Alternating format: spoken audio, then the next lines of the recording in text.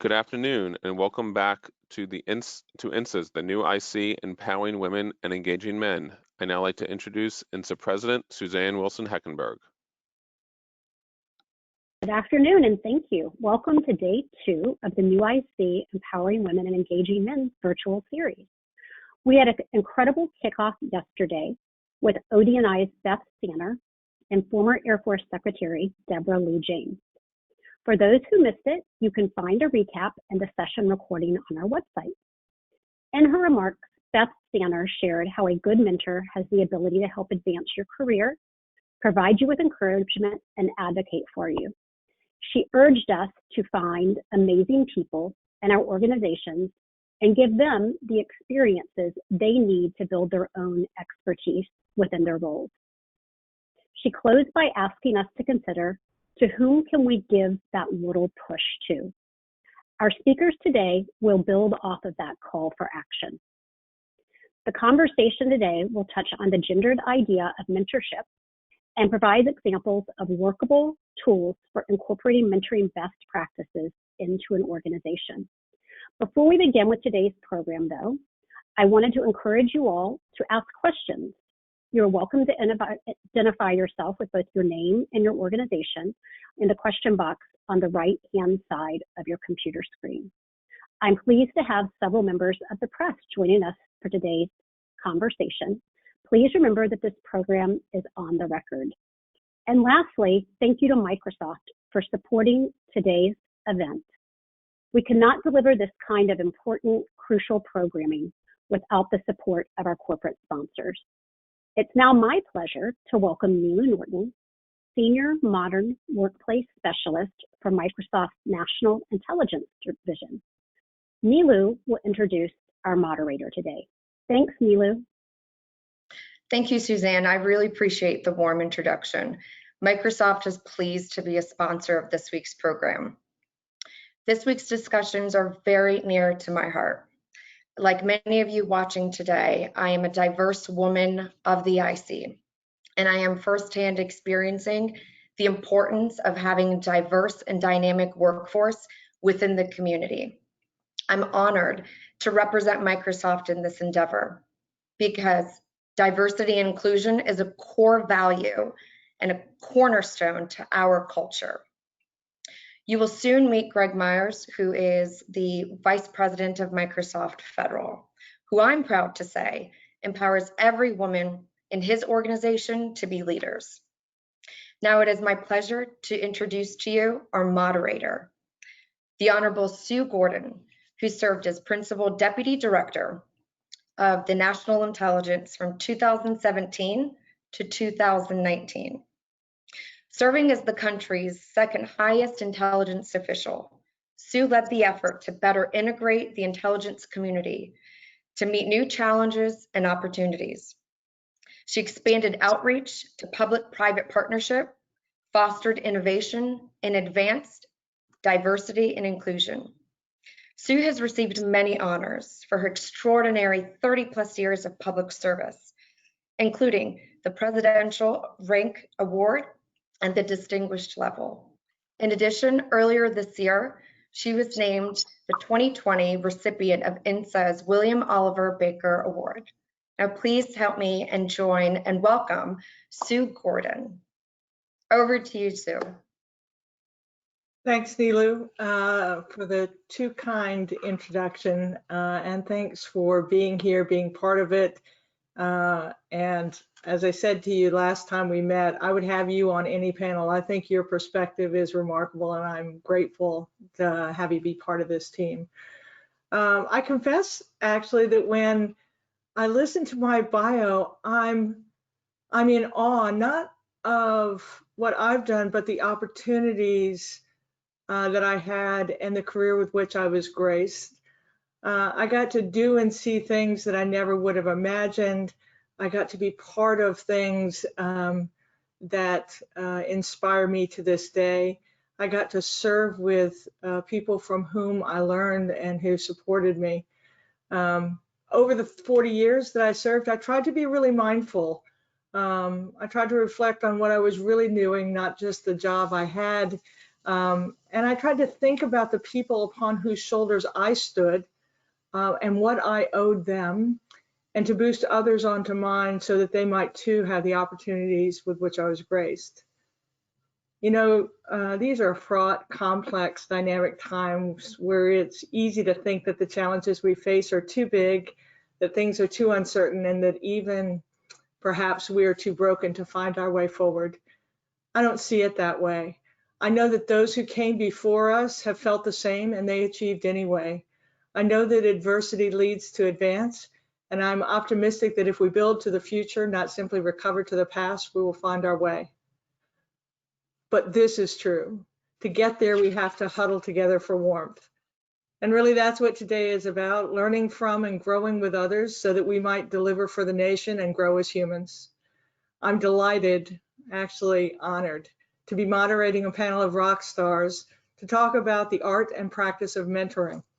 So let me briefly introduce my teammates. Please hold your applause to the end, and then we'll leap into the fray, first with some questions from me, and then more importantly from you. So first, Sue Calwade is the Director of Analysis at the National Geospatial Intelligence Agency, and she's responsible for driving analytic capabilities and managing the resources to ensure that the future is as bright as the past. Her focus is always on her team, supporting them as they support the national security and work to keep America and her allies safe. This is a woman that has a proud face on anytime she's talking about the women and men with whom she serves. Colonel Candace Frost is the Director of Foreign Intelligence for the Army G2 within Headquarters Department of the Army, and she provides current estimative intelligence to the Secretariat and the Army staff and projects future in strategic environment to the civilian and military leadership of the U.S. Army. Candace is a graduate of the United States Military Academy at West Point, and she's a career intelligence officer with equal facility in leading mission and people. Greg Myers, as Nilu suggested, is the Vice President of Microsoft, responsible for federal government business worldwide. He works closely with top government customers and defines strategy and oversees execution of sales, contractors, pre-sales technical support, product marketing, customer satisfaction, and performance. And Greg, I can't believe you have time to be with us here today. I know Greg is a thoughtful leader who always delivers fresh perspective on any problem. And finally, Trey Treadwell, my former colleague, is an Assistant Director of National Intelligence, and he is the Chief Financial Officer for the intelligence community. Trey is responsible for ensuring that the IC has the resources necessary to effect its broad program of record. A former Air Force officer, Trey has also served in the defense industry with the federal government at the Office of Management and Budget and at the National Reconnaissance Office. It is such a great day for me to be present with you, and I can't wait to hear the wisdom you share. So if you all are ready, how about if we warm up with an easy question for each of you, and we'll start this one in reverse order. So Trey, you're going to go first. How do you define being a mentor, and how do you define mentoring? Well, first and foremost, Sue, hopefully I got unmuted. Thank you very much for the kind introduction as well, and thank you for INSA and Microsoft for hosting us. I'm humbled to be here today, and you know, as you know or may not know, I know I've given you that honor before as being one of my mentors, whether informal or formal.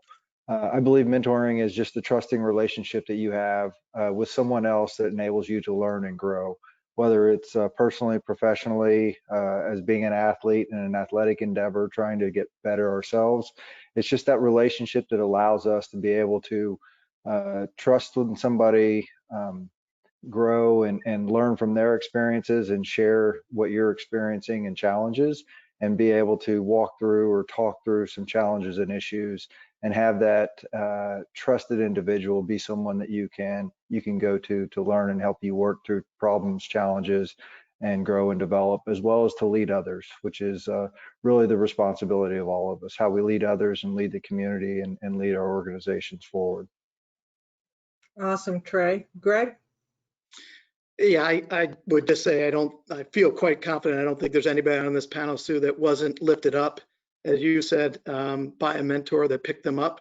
that made a material difference in their progression in life or in a career or whatever endeavor it was. And so I think it starts with an authentic commitment to pay back to someone else and give back on that. And so it needs to be authentic. It needs to be in a safe place where someone can really exploit true mentorship, which is the ability to drop the gloves a little bit and have a true candid discussion. And I think it begins and ends with that authenticity and true commitment to that person's welfare.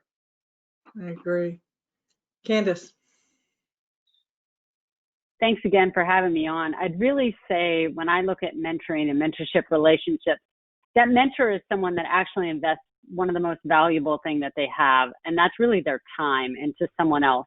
So as they invest in someone and their ability to grow, the mentoring process continues. And great mentoring occurs when that mentor can either give you the blueprint or the materials or even the tools to kind of build that bridge, but the mentee is the one that actually facilitates and builds their own bridge into the future. And the mentor gets to kind of stand back and shout hurrah for that. Thanks. I love that. All right, Sue. Thanks, Sue, and it's just an honor to be part of this panel. So to add to what my colleagues have said, I think about a mentor as somebody who's willing to give of themselves personally, to help another person grow, both professionally as well as personally. And through that relationship, the mentor truly is in service of the mentee, in providing and sharing experiences that you've had, connections to other people that you know that might help that individual, as well as sharing lessons learned that your mentee can build from and learn from. That's how I would define them. You know, if I listen to the aggregation of what you all said, whether as a mentor or someone who can give their time in service to others honestly and faithfully and selflessly, and as a mentee to be able to gain wisdom and perspective that isn't colored by anything other than investment in you, we should all be mentors and we should all seek one. All right, but let's talk a little bit about women in mentoring. Sue, do you think that there's something special that a woman brings to a mentoring relationship? So I love this question, and it's not an uncommon one. So I believe that everybody brings something special, and that's the beauty of diversity. And so what really matters in the mentoring relationship is being willing and able to share what you uniquely bring to the mentee and what they have. What I've noticed being a female, that many females seek me out as a mentor for these reasons. One, they seek me out because there are issues that more often than not are issues that females or women find themselves in. And so they're seeking that sort of comfortable, I want to talk to you about something that I think you understand as another woman. Another reason why oftentimes they seek me out is because the topic or the issue that they want to discuss creates emotions.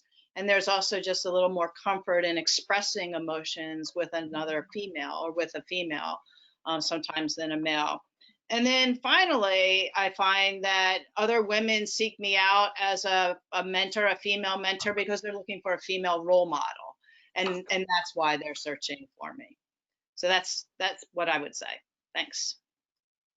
Awesome. Greg, do you see it the same or do you have a different perspective? Yeah, I guess as one of the two men on the panel, I think one of the things I want to be really careful about is exactly what we don't want to do, which is generalize, this is what all women will bring to a mentoring relationship. And I think as a male, I think that is something that I personally have had to work on. 3 of my last 4 bosses and mentors have been female. And I think, you know, at Microsoft, Nilo had mentioned we have diverse and inclusive behaviors, 10 of them, and 2 of them that really stick with me in this environment have been actively seek diverse opinions and mentorships. And the other one is to make sure that we examine our assumptions. And so much of the value that I get out of the female mentors that I've had have been to get new perspectives. And I would just close with this current pandemic has created different pressures on different types of people. And if I stuck to what my experience is through that and my experience only, I wouldn't be able to relate and and drive authentic mentorship to others on my team to be able to do that and to lead the team as diverse as we have. So, I think it's incredibly important that we bring all views into mentorship because we can all benefit from it.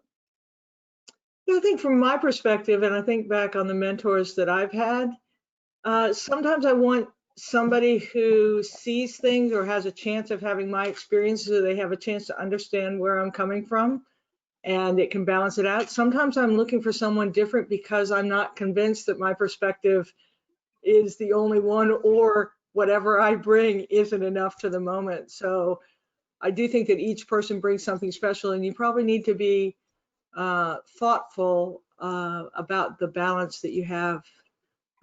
There's a lot of room for mentors in your life. All right, so let's talk a little bit about mentoring in the context of the moment in which we find ourselves. Colonel Frost, how important do you think that mentoring is going to be as organizations and individuals in these extraordinary times? And these are extraordinary times. Thanks for that question, Sue. And absolutely, mentoring is key now more than ever because of that fluctuation of the work environment that we're in right now. This weekend's New York Times was fantastic. There's an article by Deb Perlman that I absolutely loved, and she really said it best, that working parents right now are in this trap, and we kind of feel that pressure of the next school year coming, and it's just almost on us because we're essential in our jobs, especially in the IC, especially this panel. We're also essential as a parent. Oh, and by the way, come August or September, we're going to be essential as a teacher. So if you're not mentoring someone right now and who is, feeling this problem, and the bulk of this parenting, by the way, falls on a lot of women. I myself, being a single mother for a really long time, I see it with a very different lens. And so my job now is to try and mentor the people that I'm very fortunate to lead, and encourage them to speak up, and other women that I work with and mentor to speak up to their supervisors. Because if you don't mentor people to bring this up to the workforce, sometimes some of the bosses that just have had the luxury not to have to worry about these things aren't really thinking about it. And we want to keep great women in the IC. That's really key to our job. So if we're mentoring them now, we can kind of open that conversation. Thanks. Thanks, Carl. Trey, I know, you're a leader of a very diverse workforce, both within the OD&I and across the community. And you're also a very committed, very active dad. So think about both the mission moment and the human moment, and add some thoughts. Thank you, Sue. It is, it's difficult to separate the two often because you feel both committed on both the home front as well as on the mission front. And what has required me to be able to seek out perspectives, whether they actually be subordinates that I can seek mentorship from because they're experiencing things that I'm not personally experiencing. I happen to be in a situation where my wife is fortunate enough to be able to work from home and take care of the kids most of the time from here, and has dealt with the challenges of being a working from home mother. But not everybody in my organization or across the community that I work with has that same sort of luxury. And so whether they're working blue gold weeks or if they're working 4 to 5 hours a day and having to adjust times, we have to be able to seek out, how we accommodate and still get the mission done appropriately. And for someone who hasn't really stayed home much during this entire pandemic era, it's been, my mindset hasn't really shifted personally. So I've got to seek out that different perspective and that diverse perspective on how to give the team and the people the opportunities to both succeed at home and succeed at the job, recognizing that neither one of those can suffer, at least not very much. We all have to make sacrifices, but it's not having that personal experience myself throughout this entire pandemic, as well as in the challenging times that we are from a national security perspective. It's critical to be able to get that sort of diverse perspective and experience and understand what other people are experiencing. And I think that's what mentorship can really bring, whether it's my deputy who is balancing a 50-50 workload with his wife and a brand new baby, where they're not able to, they've got to balance this themselves, or the single mothers that are working on the team that just have to be able to figure out how to get childcare to be able to come in to work at all, and not leave them behind, or not make them feel like they're sacrificing their careers as a result of something that they don't have any control in. And so seeking out that perspective and the collaboration amongst the teams and the other leaders that have similar experiences is critical for us to be able to work through some of these challenges and be able to provide those opportunities and be enable the people that work with us to not feel like they're being hurt by this whole situation. You too. That was so perfectly captured. I tell people all the time that my favorite thing about the reality of life in the time of COVID has been we've had a chance to see that the people with whom we work are actually complete humans.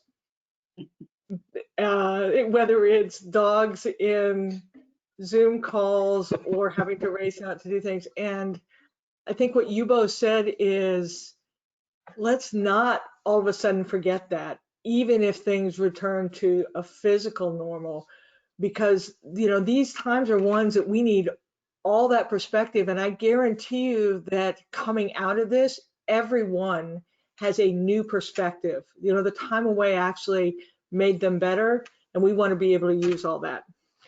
All right, so let's take advantage of some personal experiences. Greg, this one's on you. Get ready. Think about the best mentoring relationship you've ever had. And what did you bring to the table, and what did your mentee bring to the table? And you can flip that if you want to. You can talk about a time that you were a mentee and they were the mentor. That's fine. I remember it very clearly. I remember the exact moment that it happened and how it stuck with me, not only as a mentee, but how I tried to reflect that as a mentor.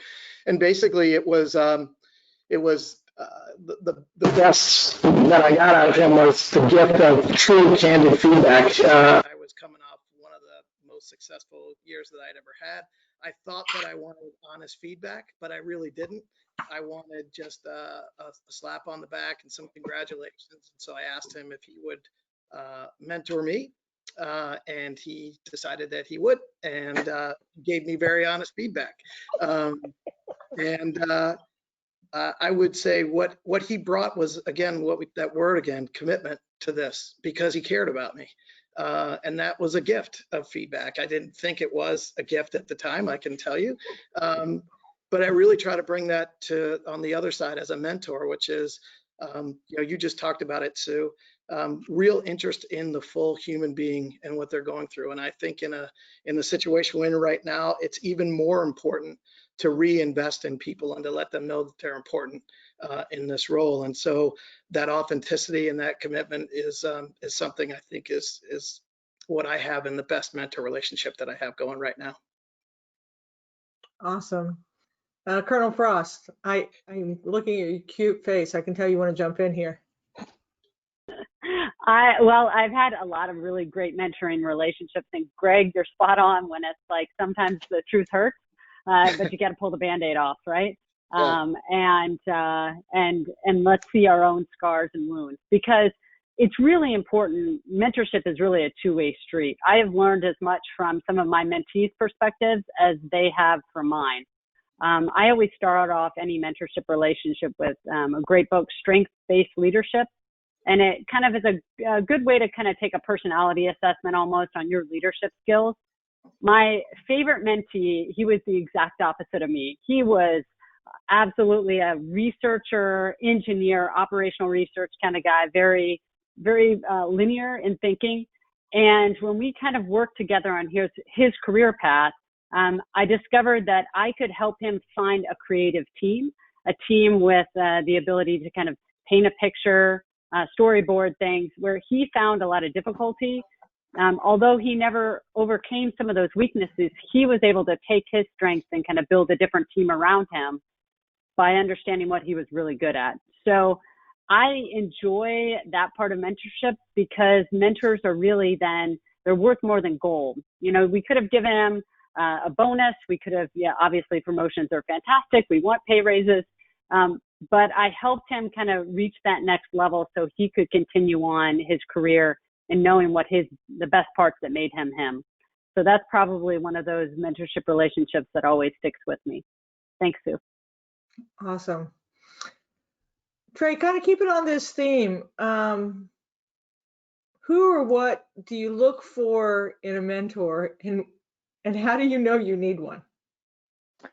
Well, I'm going to answer the second part of that question first, and that is, I feel like I always need a mentor, regardless of the scenario or the situation.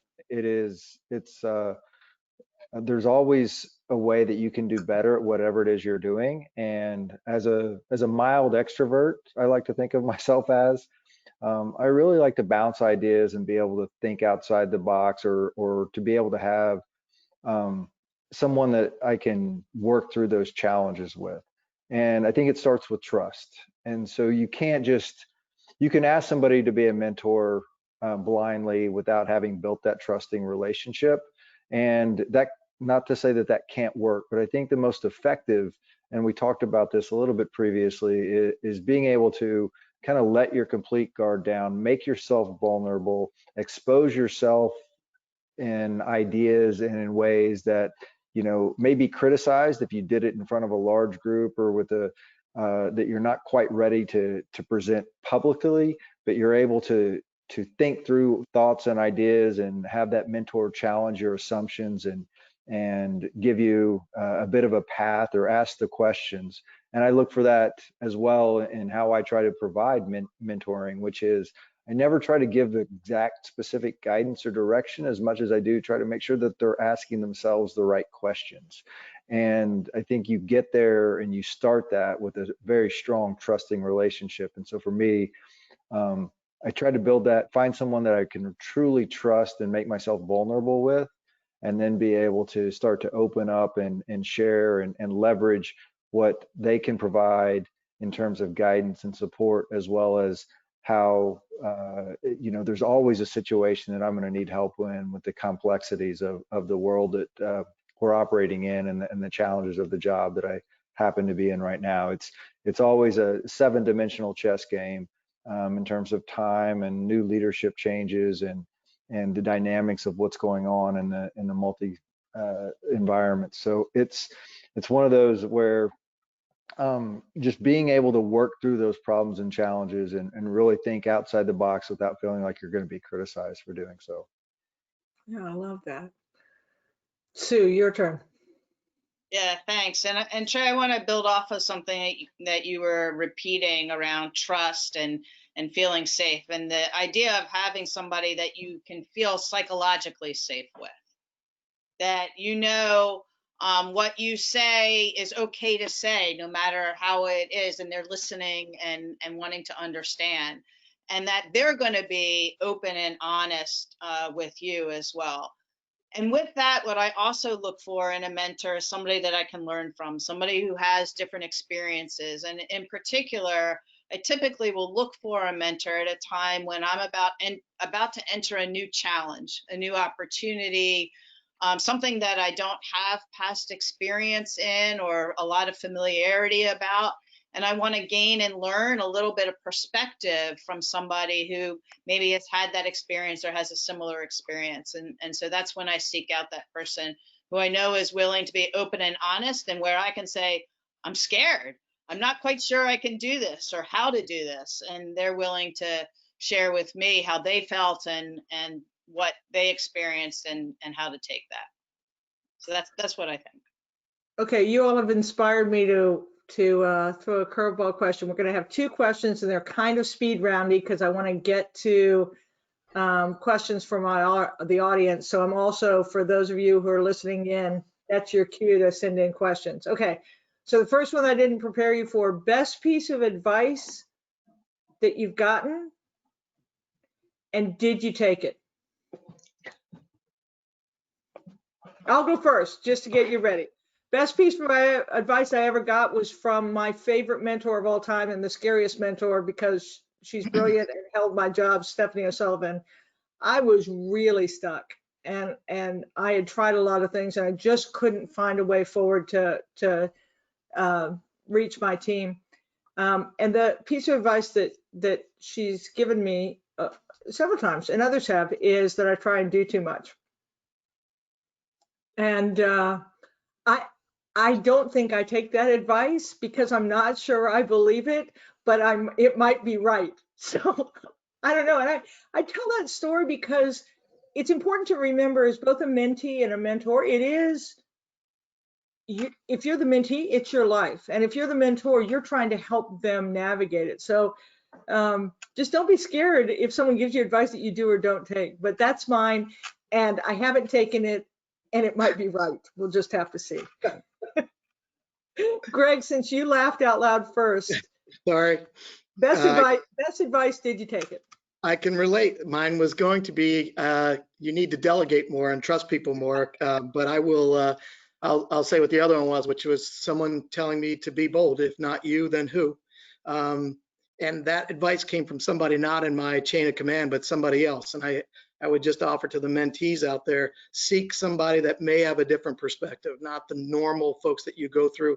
I did take that advice, and we'll see how it turns out. But yes, it's one to really get that level of confidence from somebody from a different perspective. I think was extremely valuable to me personally.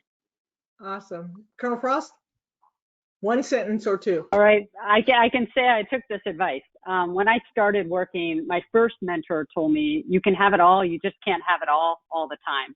So she told me you can't always be 100% the best spouse, 100% the best mother, and 100% the best officer. So thinking about that, I used to kind of compare it to life being like surfing, right? You know, when you get a stand up on the board, it's awesome, but there's a ton of give and take and shifting nonstop. So as the time that we're in right now, you have to be able to give yourself the grace. You're going to fall off the board a lot. But it was the best advice I ever heard, because it gave me the ability. Some days you just have to be a 99% mom and a 1% Intel professional. Other days, Intel takes 100% of it, and you have to delegate. Speaking of that, Greg, right? You have to delegate a lot of your life because the IC needs so much. But it's such a wild ride, it's worth it. Yeah. Sue. So time is our most valuable resource. And the best advice I got from a mentor was to invest your time in building deep relationships. Relationships with those who are your peers, relationships with those who work for you, and relationships with those who you work for. And to truly understand who they are and for them to understand you takes time, but it's the most important time I find that I can give and to use. Awesome. Trey, bring us home in this round. So the advice that I was given was listen more and listen better.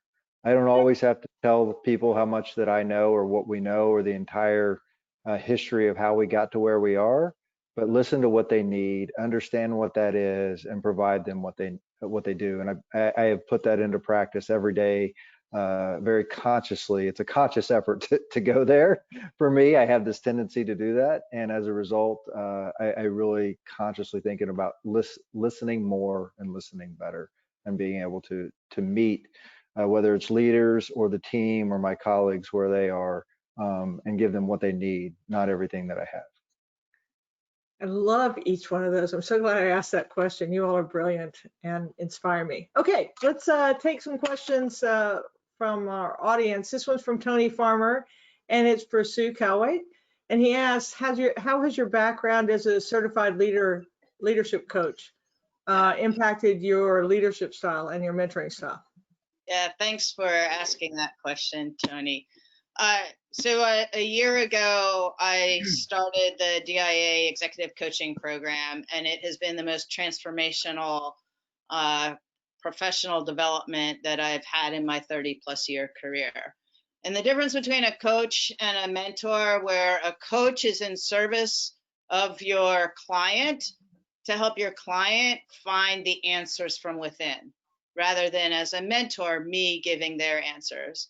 And the power, the ability to be able to allow somebody to find that answer inside of them, and the aha moment that they have is one of the most fulfilling times that I have in engaging with fellow teammates.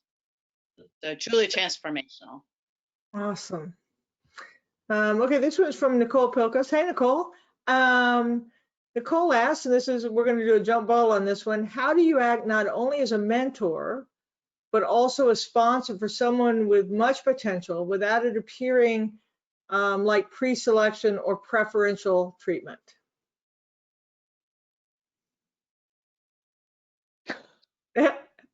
I'll jump in on that one. Yeah.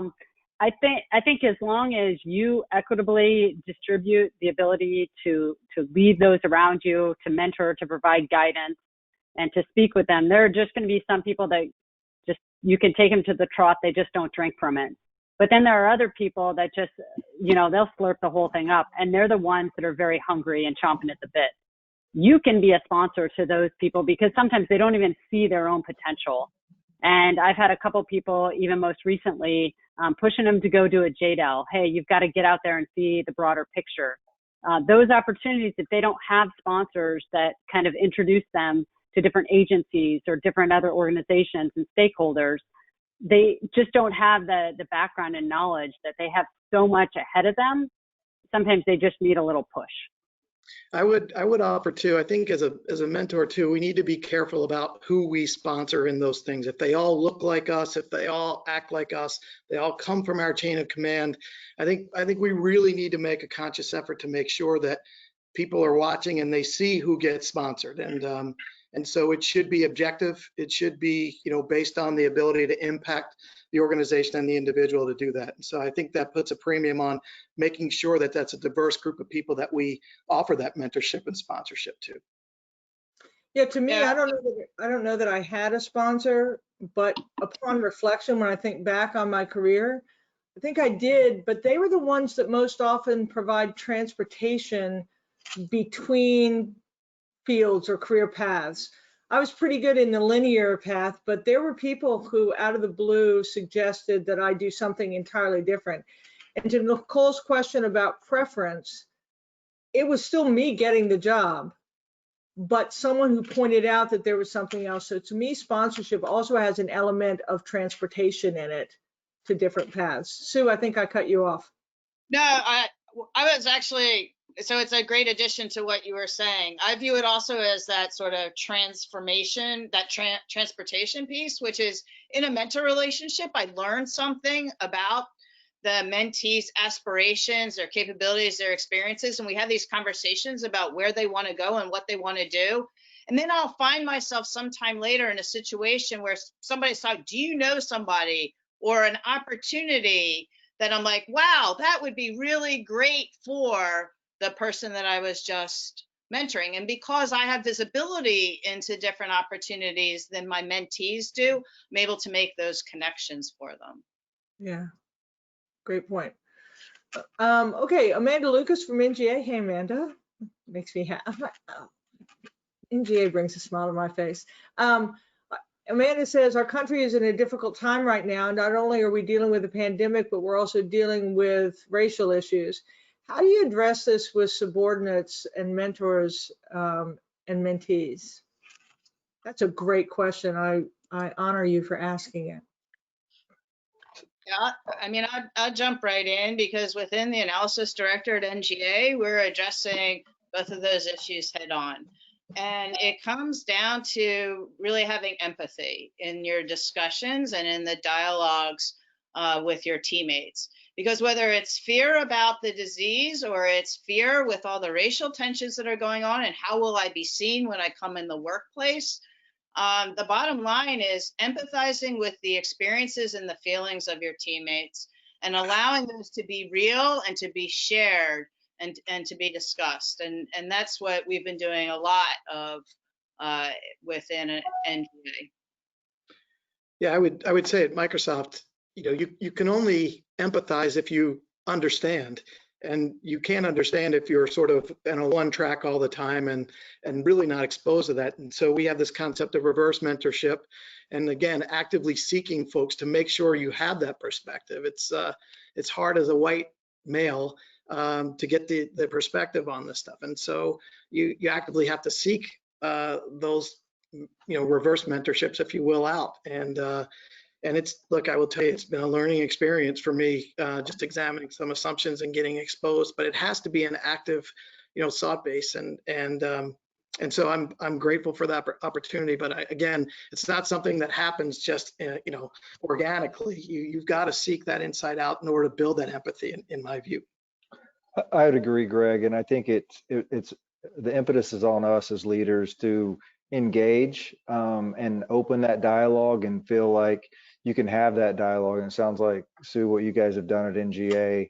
It may not be a full group, or it may not be the entire organization that I have the ability to engage with, but individuals, I can ask them how they're feeling. I can seek that empathy and that understanding for what they're experiencing.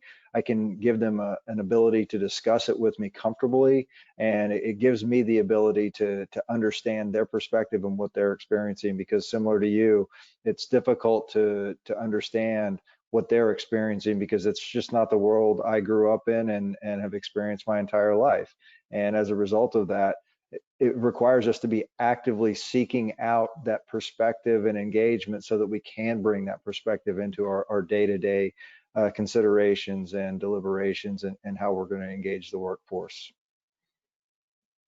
Yeah, it's a great question and absolutely lovely answers. Thanks, y'all.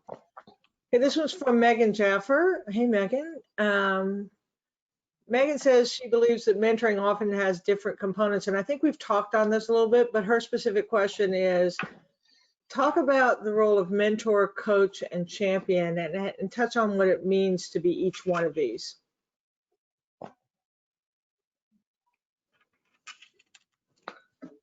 I'm calling you. I'll dive in on that one first. I'm just about to call on you, Candace. So there are differences between all three. A mentor is someone that, as Sue already said, you have a very trusting, almost, you're exposing everything, the whole kit and caboodle, and you're telling the full story, and that mentor is the one that's going to offer you a lot of empathy. A coach sometimes is going to make sure you follow a very linear path to your success, and they don't necessarily invest as much in the whole person. They invest more in the career trajectory and path. And lastly, a champion, that's someone that's almost, you can think of almost as a lifelong mentor, someone that you've known for years and years. And there's always that in the back of their head, they're thinking of you to offer, 10 years down the line, hey, I remember that person I worked with in that location, and they'd be great for this job. The biggest part of this is, at the end of the day, it's networking. And networking isn't a dirty word, especially if you're mentoring. You've got to expand that mentee's network in many different ways. And the most important thing is, don't make a Xerox copy of yourself. You've got to work to make sure that they are authentic to their own selves. And that's how I know we're going to talk about that on this platform on Thursday with the IC, but creating diversity means you've got to kind of grab a lot more. We've all said it today. You've got to grab more from different areas to increase that in the IC. Anyone have an add to that, or we just want to let the mic drop on the floor? Yeah, I'll add a perspective also to that, Candace. So the way I think about mentor, coach, and champion. So a mentor is somebody who's going to share their experiences for the mentee to learn from my experiences or my connections. A coach is about enabling the inner knowledge, the creativity, the answers actually that lie within the coachee or within the client to come out to solve their problem. There's usually some sort of blockage, and the coach is helping remove that blockage, discover what it is and remove it so the individual can solve the problem. And the champion, I view the champion almost as the advocate, the sponsor, the one who is out really cheering you on, not cheering you on, but championing your position or an opportunity for you with others to help create new opportunities for you to succeed. That's how I look at the three. Awesome. Okay, this one is from Erica Reynosa at NGA. Her question is, how do you get connected to a senior mentor? And she goes on, often when I've looked for a mentor, I've been assigned someone who is close in level to me. The senior leaders who I admire seem to be untouchable, either because they are protected or because they are maxed out with people they know. Anyone want to take that? Or you want to let me give it a try? I'll jump in a little bit, Sue, and just because I feel very strongly about this, and we've talked about that trusting relationship, and I think you've got to find a way to make that connection. And we talked about networking a little bit previously, and you've got to if you're seeking that sort of counsel or guidance as a mentee, the responsibility is somewhat on you to start out, seeking engagement in some fashion with those senior leaders that you think you want to learn from and get experience and perspective from. And then secondly, as senior leaders, we have to make ourselves available, because mentoring doesn't necessarily mean you have to spend an hour a week with somebody dedicated. It can be 5 or 10 minutes. It can be a phone call. I can't tell you, I mean, I commute almost an hour each way each day, and I try to make use of that time in the car, whether it's a phone call or a conversation. I can drive and talk on the phone at the same time without too much of a challenge, although chewing gum gets a little bit more challenging. But it is one of those, it takes a two-way street. You have to develop that relationship first. You have to be able to make yourself vulnerable. You have to, on both sides of that relationship. And so you have to seek that out and develop it and grow it and foster it. It's a relationship, and it requires work, just like every relationship does. And so just getting assigned to someone, I think, it can start out as a good system, but you still have to develop and foster that relationship to move forward.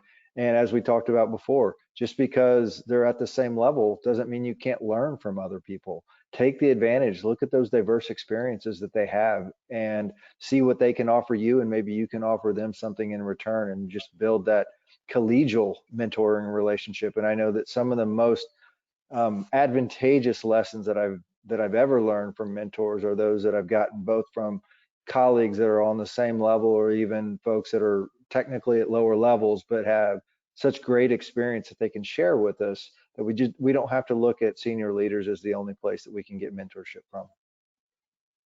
And I'll add, Trey, I think one of the keys that you alluded to is making sure that your XO, your EA, your chief of staff know that mentoring is important to you. So when somebody reaches out and says, could we have a mentoring session, that those folks who are helping you with your calendar, for instance, know this is somebody we've got to get, on my seniors calendar. I do like Trey's suggestion that says sometimes a phone call, if you're open to a phone call or an email or kind of a multimedia relationship, that will help. I love Trey's answer that don't be judgy about who's going to provide value just based on grade. Sometimes senior, what you'll get from a senior mentor that sometimes is worth pursuing is a broader perspective, because it is really easy to think that the things that are happening to you are designed to happen to you. And oftentimes a senior can say, no, let me give you perspective on the other organizational considerations. So it's great to have a whole range as you go. Okay, so here's a question from Kevin Wheatley at NGA. He says in his experience, he's found that people assume that in one meeting, that's all that's needed to find a good mentor. Can the panel share best practices when starting the mentoring relationship? What questions do you have in mind to narrow down potential mentors? Okay, so this is, you want to find a relationship. They believe you, that it isn't just a one size fits all. You've got to get some trust there. Is there a way to start the conversation so you can discover between the two of you whether it's going to be good?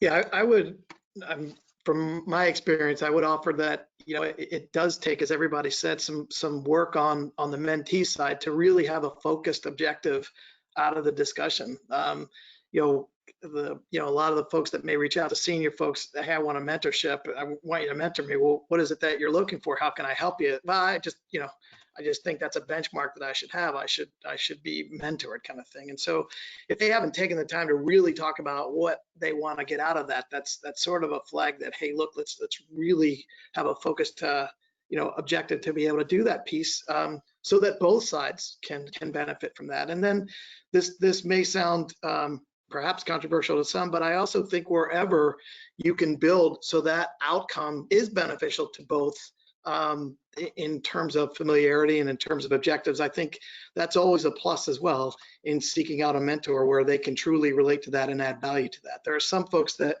seek objectives that candidly I'm not the best person to be able to deliver that outcome for them, and I offer other folks, which is again valuable in that sponsorship that you talked about, Sue.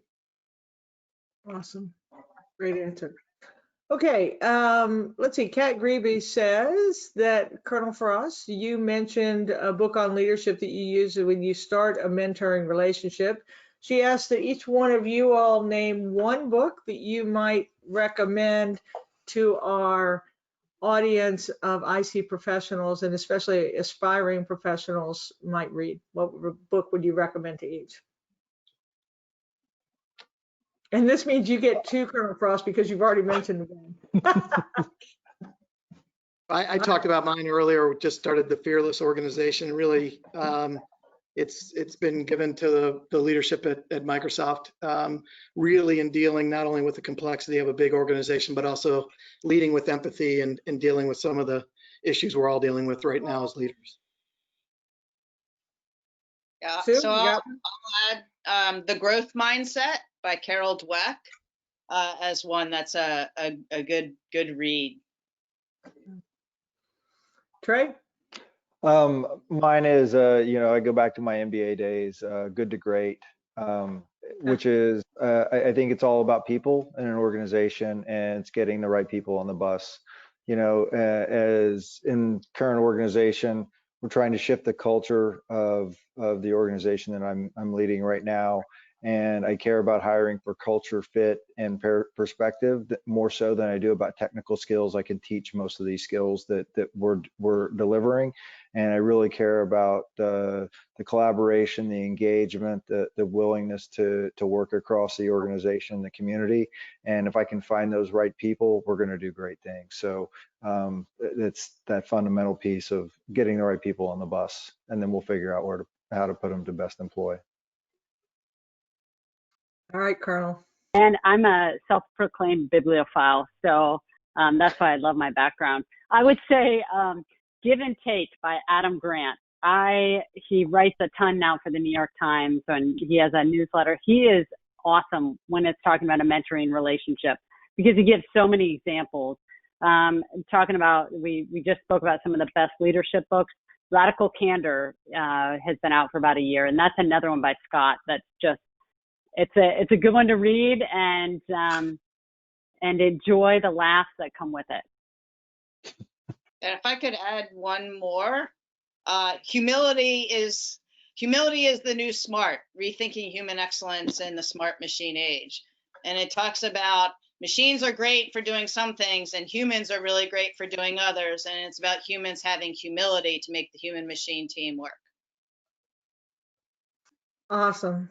And I'll choose, you and I might have a bibliophile throwdown, Candace, but the one I've just picked up and read was Kelly Corrigan's Tell Me More, the 12 questions you must learn to ask. But there are a lot. INSA, I think one of the cool ideas you might have is at the end of this week, you will have heard many books mentioned. It might be interesting to have a reading list put out to the people that signed up for this. Okay, panel, do you have one last word you want to offer, or should we close it down and turn it over to Suzanne? I think you've been brilliant. I think the aggregation of what you talked about in trust in these moments requiring us to allow uncertainty and not need to resolve it too quickly, to seek diversity of opinion and help our humans find their way is just a great message. Lots of good stuff. I hope it was useful. So thank you so much. Thanks to INSA for hosting, for Microsoft for sponsoring, for this amazing panel to offer wisdom, insight, candor, and inspiration. And thanks for all of you for being here and those generous participants who asked us questions. I'm just going to leave you with my favorite current quotation, which is from the teacher and author L.R. Knost. And she says, "Do not be dismayed by the brokenness of the world. All things break and all things can be mended. not with time, as they say, but with intention. So go. The broken world waits in darkness for the light that is you. And if you go with a mentor and a mentee, it's all going to be all right. Thank you all so much for coming. Suzanne, over to you. Thank you, Sue, and thanks to all of our panelists. And as Sue mentioned, both the video recording of today's event and the books will be posted online. So I was taking notes, and I even went on Amazon during the conversation on Prime and ordered one of the books. So thank you. And I also want to thank Amentum.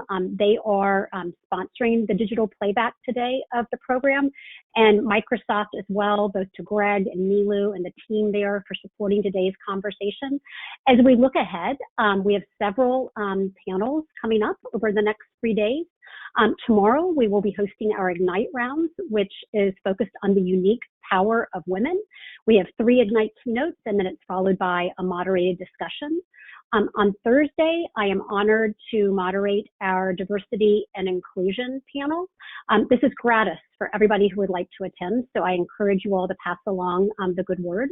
And on Friday, we close with a 4:30 type of reception panel with the Sisterhood of Spies. It's a great way to close out the week. And in addition, all week we will be spotlighting the great work taking place across our community, across our social media channels, and on our website. So please share your thoughts and reactions at #TheNewIC. This concludes today's program. Stay safe and healthy and have a wonderful day. And I hope to see many of you all tuning in tomorrow. Thanks again.